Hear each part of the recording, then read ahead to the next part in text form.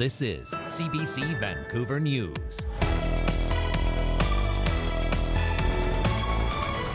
They just, basically abandoned us here. No help at all, and apparently no one was actually on the live chat to actually talk to. Long weekend travel chaos after WestJet mechanics walk off the job, leading to hundreds of flight cancellations and even more frustrated passengers stranded at the airport. And experienced utter chaos. The citizens of West Colona were let down. significant changes are coming to the Emergency Support Services program in the central Okanagan after some wildfire evacuees had to wait days to get help last summer, and some are still waiting. Plus, urban areas don't really think about fire smart. It's not something that crosses their mind until it becomes summertime. making communities more fire resilient. We head to Delta, where residents are getting a first-hand look at how to better protect their homes against wildfires in urban areas. Hello, thanks for joining us. I'm Janella Hamilton. WestJet has canceled more than 400 flights after the airline's mechanics decided to strike last night. The move has affected tens of thousands of passengers on this Canada Day long weekend. The decision to strike comes as a surprise to some and follows 2 weeks of turbulent talks and the federal government requesting binding arbitration. Sam Sampson has more from Edmonton. This picket line of aircraft maintenance engineers is one of the many signs of solidarity across Canada as their union goes on strike. The last thing we wanted to do was to disturb people's plans and change people's plans and cancel flights. That's not where we want to be at all either. We just want WestJet to come back to the table so we can end this thing. To put in a full week's hours, and then the fact that we are short-staffed, the company heavily relies on us to do overtime, and that just keeps adding and adding to the stress and fatigue of it all.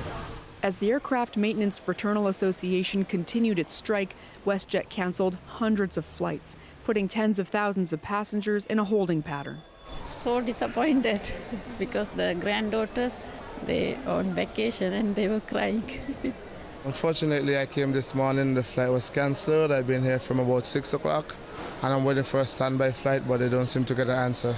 The kids won't see their grandparents and extended family and stuff for, I think, the next 5 or 6 or so years. So, like, for them to not be able to go on this trip, it's kind of huge. And if my brother loses out on that money, that's a big hit to him.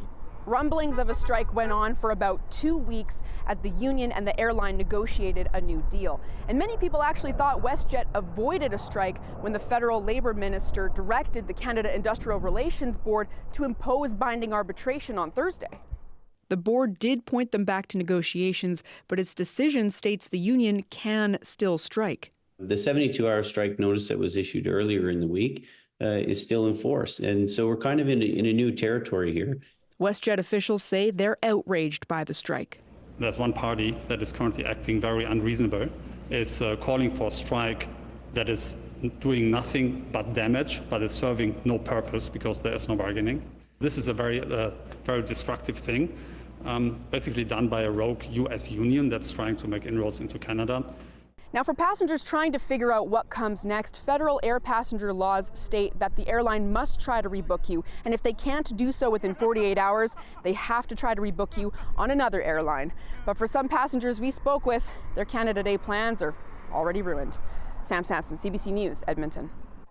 Meanwhile, in BC, WestJet mechanics picketed outside the Vancouver International Airport today, where many of the airline's passengers found themselves stranded and scrambling to find alternate options to get to their destination. Our Michelle Morton has more on the strike impact here and what passengers need to know.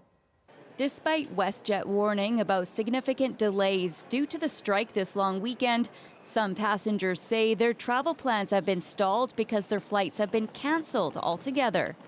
And I said, well, can you give us vouchers or something, for...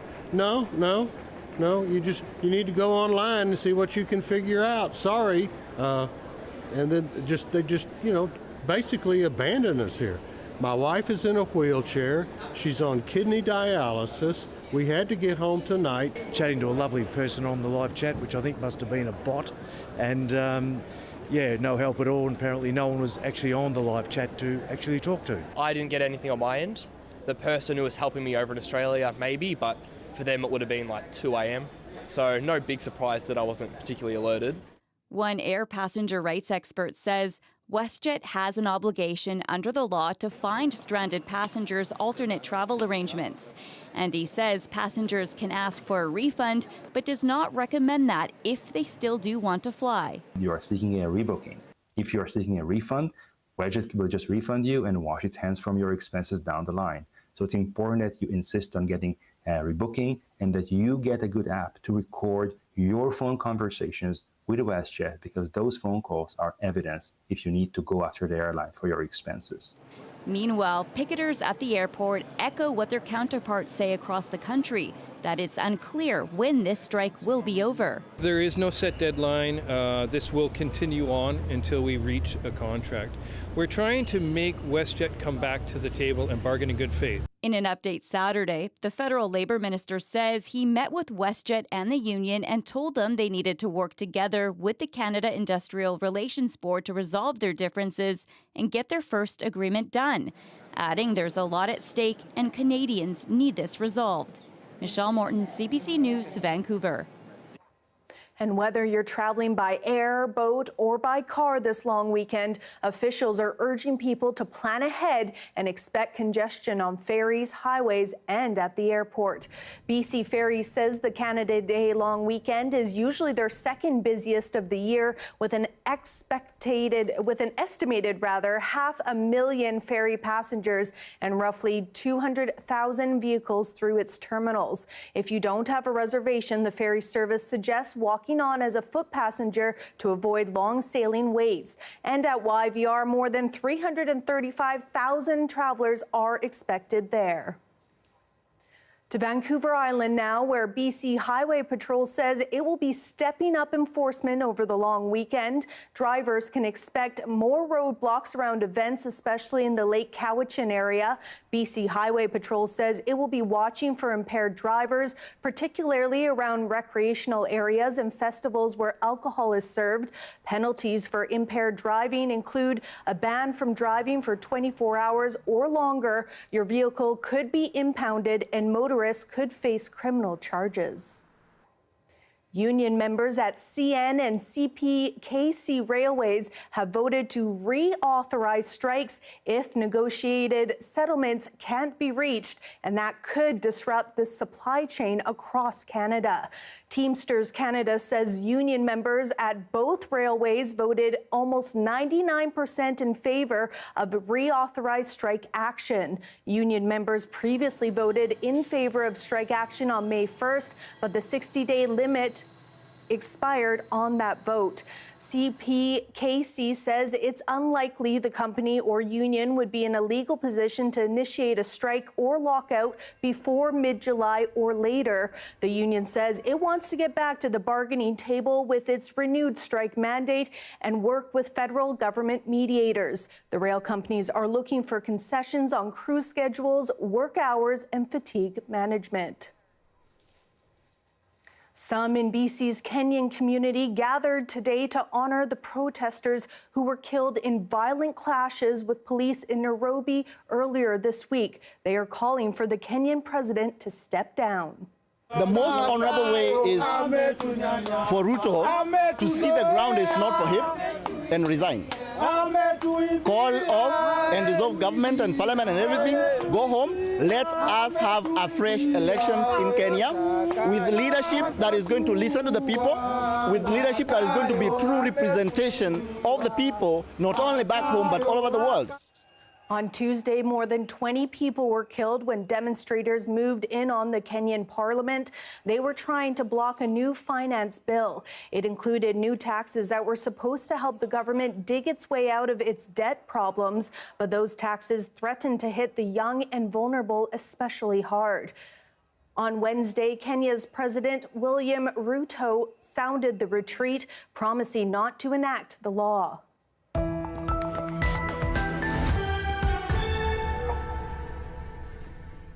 Wildfires have already threatened many communities this summer, forcing evacuations and the deployment of emergency support services. The largely volunteer-run provincial program faced criticism during last year's intense wildfire season. The provincial government has since boosted support. But as Tom Popick reports, West Colona is still waiting to find out what went wrong during its wildfire crisis last summer. As wildfires burned down West Colona's mountains and residents feared the worst, I think my house is gone. thousands of people headed to this local arena turned evacuation center. Yeah, there you go. Desperate for emergency service support. I experienced utter chaos. The citizens of West Colona were let down. West Colona City Councillor Rick DeYoung also volunteered with the Salvation Army during the crisis. While evacuees got immediate support like hot meals, personal supplies, and counseling, the provincial process of registering evacuees was overwhelmed. Getting hotel rooms and financial support often stalled. And that resulted in some residents taking 3, 4, 5 days to register for emergency services. And I talked to one resident that it took over 2 weeks. After surveys and consultations, the province announced changes to ESS last March, focused on improving online and mobile tools to register. While evacuees will still have the option of being directly referred to available lodging, this new e-transfer alternative option will allow people who are evacuated to make their own decisions. Lots of changes at the provincial level and lots of changes at the local level. Firefighter and Central Okanagan ESS Coordinator Jason Bedell insists improvements have been made on the ground. Besides the province streamlining online registration and cash transfers, some 100 local ESS projects across the province are now sharing new funding. ESS volunteers can also now get one-day training. Bedell says wider lessons have been learned. Myself and my team, we lived it. We were there every single day. We know what we need to do, and we know what changes needed to happen. We were very vocal, and we will continue to be very vocal to the province on our experiences. I'm pretty happy to say that they've listened to us, and some of these changes you're seeing are a direct result of the advocacy that ESS teams across the province have said to the province. Still, Councillor DeYoung is waiting for the region's own post-wildfire assessment. West Colona Council unanimously requested a local ESS review, now completed but not yet released. Is there more to be done? What more can be done? That's the question I'm asking, and that's why I want to see the key recommendations out of that report. The hope last summer's Okanagan fire crisis can help other communities facing future fire threats. Tom Popick, CBC News, Colona. As BC prepares for what could be another hot, dry summer, today a Delta community came together to learn more about making their homes fire resilient. Sohrab Sandhu reports.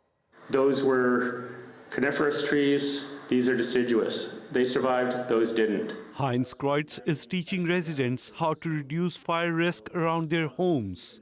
FireSmart looks at the things around, in and around your home that make it more flammable and things you can do to mitigate the risk. Equipping homeowners with a few simple tips and tricks. Put gravel around, pea gravel around your house instead of having bark mulch. You don't have to chop down trees. It's a matter of choosing wisely. Certain trees, like those cedar hedges that we see all over the place, those pyramid hedges, those are just absolutely nasty for fire. We're talking about, ways to protect our house and minimize risk around our house, and I picked up some really good tips today on how to do that.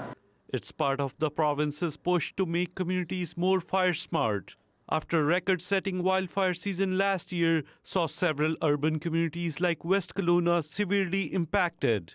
Kreutz says it's imperative for people living in urban settings to be aware of growing fire risks. The urban areas don't really think about fire smart. It's not something that crosses their mind until it becomes summertime. Fire is a massive thief of life and property every year, particularly as we start to get warmer. This Canada Day long weekend, the province is reminding British Columbians about the increased wildfire risk, with another hot, dry summer on the way. Already, there are several open burning and campfire bans in effect across BC. Sohrab Sandhu, CBC News, Delta. The BC Wildfire Service says most of the fire activity is currently in the province's northeast, but that could worsen with severe thunderstorms expected to hit the North Peace region this weekend. Further north, dry lightning is posing a threat for the Fort Nelson area, and for those in the southern interior, Environment Canada says a period of warm, dry weather is coming, and that could increase wildfire risk. As of today, more than 80 wildfires are burning in BC. Overall, though, the cooler, wetter weather has reduced wildfire risk in most of the province this season, and that's freed up BC wildfire fighters to head up north to the Yukon to help put out wildfires there. With the increased fire activity that the Yukon has been experiencing recently, they've made a request for additional out-of-province resources. And with the current conditions in BC, it's possible for us to share our firefighters and resources with one of our partner agencies. So we've been able to deploy 12 initial attack crews and 1 heavy air tanker group up to the Yukon this past week to assist with their firefighting suppression efforts. Firefighters will be helping fight the Wrong Lake wildfire that stretches more than 14 hectares in size and is burning about 300 kilometers north of Whitehorse, is threatening highways and towns nearby. The BC Wildfire Service says the fire crews will be in the Yukon for 2 weeks, but could be called back early if conditions change in BC. West Colona officially unveiled its new City Hall this morning after years of construction debates and delays. It's the first multi-purpose municipal facility built since West Colona was established as a city 17 years ago. The building also houses a library, offices for federal MPs and provincial MLAs, and services at BC. Previous plans to build a city hall were rejected by a voter referenda or council disputes. Construction on the planned $18 million project began just before the pandemic. Opening was delayed by 9 months and final costs increased 24% to $22.4 million.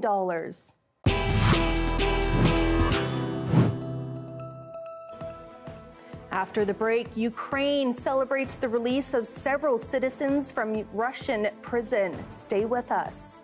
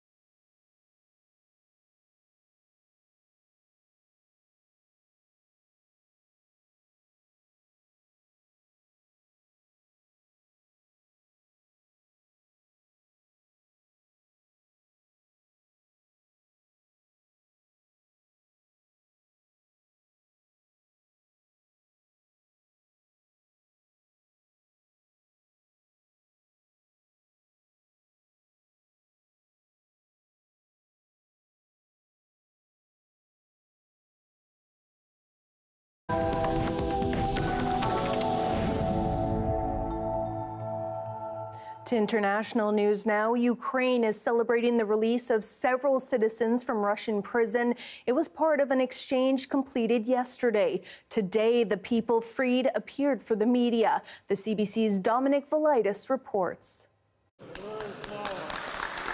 The return of these 10 civilians was actually part of a prisoner of war exchange which was conducted earlier this week, under which each side handed back 90 detainees. The 10 people in question, though, had been held in captivity for several years, either in Russia itself or in Belarus, and they are a diverse group. They come from very, very different backgrounds. Among them was a man called Nariman Jalala, a prominent Crimean Tatar leader sentenced to 17 years in jail for what was widely seen as his vocal opposition to Russian occupation. But also freed were 2 Catholic priests, members of the Ukrainian Greek Catholic Church, arrested by Russian forces in the occupied port of Berdyansk. Arrests, church officials say, that were based on a false accusation of illegal weapons possession. Another to be released was Olena Peck, an art historian and scientific researcher who has been held in captivity since 2018. So it is, as I say, a pretty diverse group of people who've been released, and it is significant for a couple of reasons. First of all, their release was mediated by the Vatican. It played a big part in getting these people home, something recognized by Ukraine's President Volodymyr Zelensky. But it's also a significant win for Ukraine itself. As I mentioned, these individuals have been held for long periods of time, and crucially, some of them before Russia's full-scale invasion of the country, which makes their detentions quite rare. And it really gives hope as well for other Ukrainian civilians who it's claimed Russia has put behind bars on trumped-up charges, of which there are many thousands. In fact, Ukrainian officials say Russia is holding more than 20,000 civilians. Dominic Velitis, CBC News, London. Here we have a live shot of the Port of Vancouver tonight. I'll have your full forecast coming up next.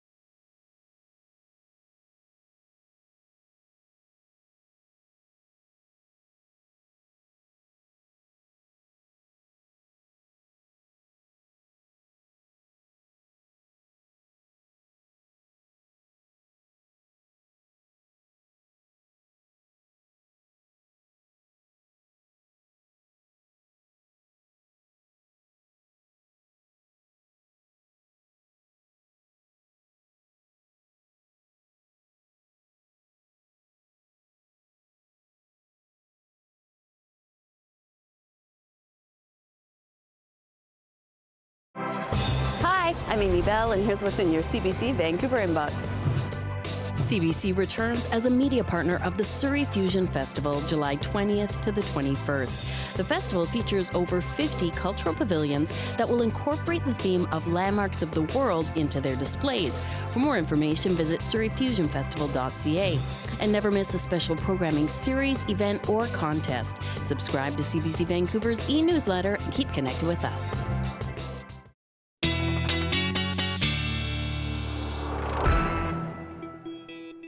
All right, it is time now to take a look at our full forecast. Let's begin with a look at temperatures across the province this evening.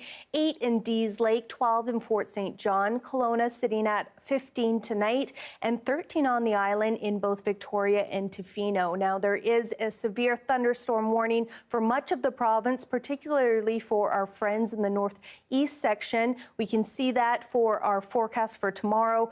25 with thunderstorms in Fort St. John, 19 in Williams Lake, 21 in Colona, and on the island, 24 for Victoria. Now, we are going to see a lot of precipitation across the board as well. And here in Metro Vancouver, that's the same for us. 21 is our high for tomorrow. And that is going to dry right up for Monday with a high of 20 on our Canada Day.